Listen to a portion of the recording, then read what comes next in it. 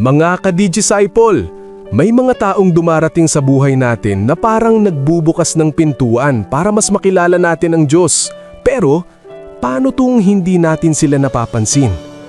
Panahon na muli para ibahagi ko sa inyo ang mensaheng nagbibigay buhay mula sa Ebanghelyo ngayong araw, December 11, Thursday of the second week of Advent.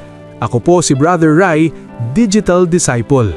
Sa Ebanghelyo natin ngayon mula sa Matthew 11 verses 11 to 15, sinasabi ni Jesus ang isang malalim na katotohanan. Si Juan Bautista ang pinakadakila sa mga isinilang dahil siya ang naghanda ng daan para kay Kristo. Pero sabi rin ni Jesus, ang pinakamahamak sa kaharian ay mas dakila pa kaysa sa kanya.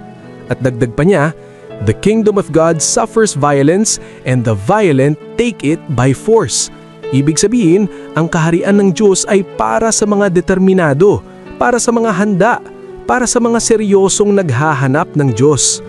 Mga ka-Disciple, dalawang mensahe ang hatid nito.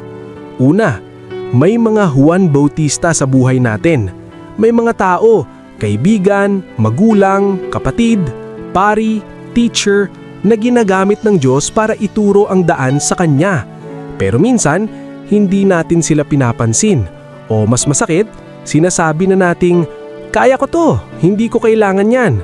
Pero, Advent ngayon, panahon ng paghahanda.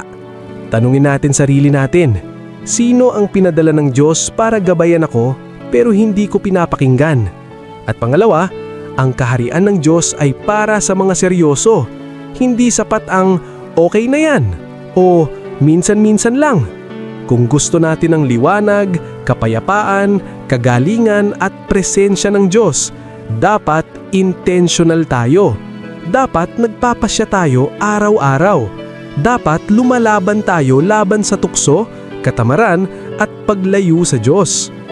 Advent reminds us, hindi passive ang faith. Actively hinahanap ang Diyos, gaya ng paghanap mo ng hangin kapag nauubusan ka ng hininga.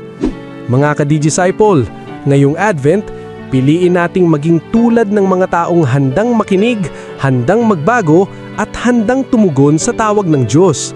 Makinig tayo sa mga Juan Bautista na ibinibigay niya sa ating buhay at buong puso tayong humakbang papunta sa kaharian. Ako po si Brother Rai, online for Christ, offline with purpose. God bless!